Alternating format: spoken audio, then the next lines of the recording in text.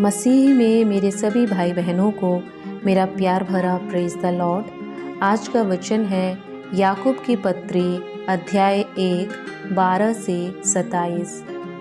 धन्य है वह मनुष्य जो परीक्षा में स्थिर रहता है, क्योंकि वह खरा निकलकर जीवन का वह मुकुट पाएगा जिसकी प्रतिज्ञा प्रभु ने अपने प्रेम करने वालों से की है।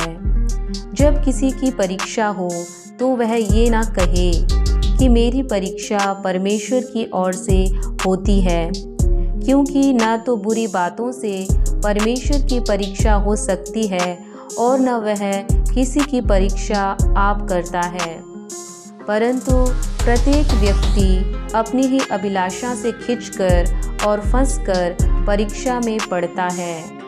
फिर अभिलाषा गर्भवती होकर पाप को जनती है और पाप जब बढ़ जाता है तो मृत्यु को उत्पन्न करता है। हे मेरे प्रिय भाइयों, धोखा ना खाओ, क्योंकि हर एक अच्छा वरदान और हर एक उत्तम दान ऊपर ही से है और ज्योतियों के पिता की ओर से मिलता है, जिसमें ना तो कोई परिवर्तन हो सकता है और ना अदल बदल के कारण उस पर छाया पड़ती है। उसने अपनी ही इच्छा से हमें सत्य के वचन के द्वारा उत्पन्न किया, ताकि हम उसकी सृष्टि की हुई वस्तुओं में से एक प्रकार के प्रथम फल हों।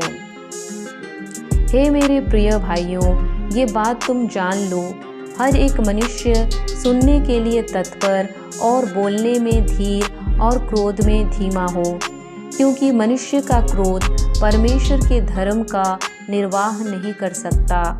इसलिए सारी मलिनता और बैर भाव की बढ़ती को दूर करके उस वचन को नम्रता से ग्रहण कर लो जो हृदय में बोया गया और जो तुम्हारे प्राणों का उद्धार कर सकता है।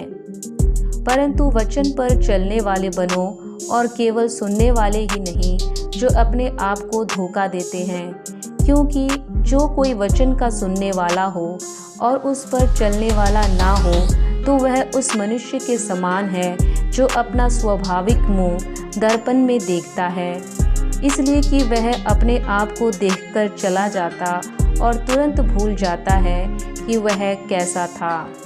पर जो व्यक्ति स्वतंत्रता की सिद्ध व्यवस्था पर ध्यान करता रहता है, वह अपने काम में इसलिए आशीष पाएगा कि सुनकर भूलता नहीं पर वैसा ही काम करता है।